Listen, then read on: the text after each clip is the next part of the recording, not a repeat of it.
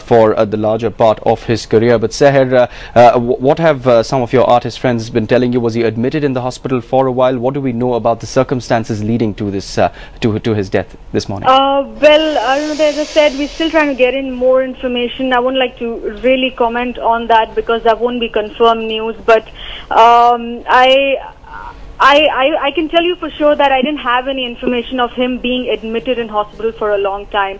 So I'm presuming that this was sudden and this happened unexpectedly. But I certainly didn't have any news of him being admitted in hospital for a long time. Right, Seher, you're someone who has met him, has interviewed him, and seen him from very close quarters. Just describe the person and tell us about your last interaction with him, really.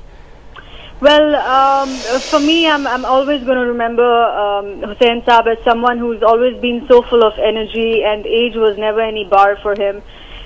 He was always someone who was an incredible source of inspiration. I mean, you just spend about 5 to 10 minutes with that man, and you'd realize that he's so full of energy and optimism and enthusiasm, and such a lust for life, really. I mean, he was just really a huge source of inspiration, and unfortunately haven't been able to meet him too often after he left the country. The last time I met him was when he was in Dubai, which was just a little before the incident of him changing his citizenship to being a Qatari national, unfortunate step that he'd taken there.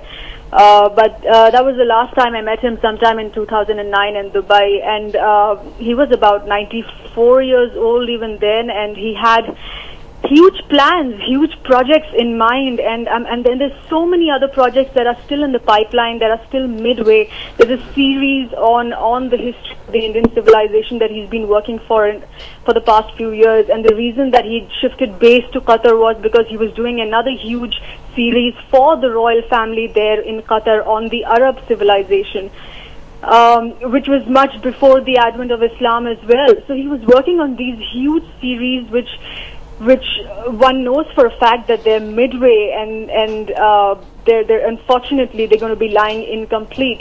But he was someone who worked till the end, who had a great lust for life, and he lived every moment to the fullest.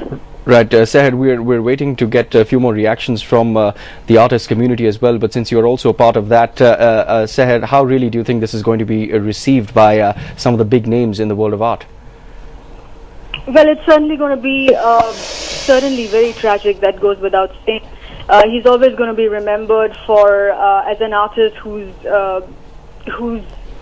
shaped the scene and face of Indian art, who took Indian art, who made Indian art international. He's one name that is a standalone name for Indian art. You talk about Indian art, and all that people right down to the masses would know about is MF Husain. It just starts there and it ends there. I mean, agreed, we have a whole lot of other list of very successful contemporary as well as modern artists who are known internationally as well.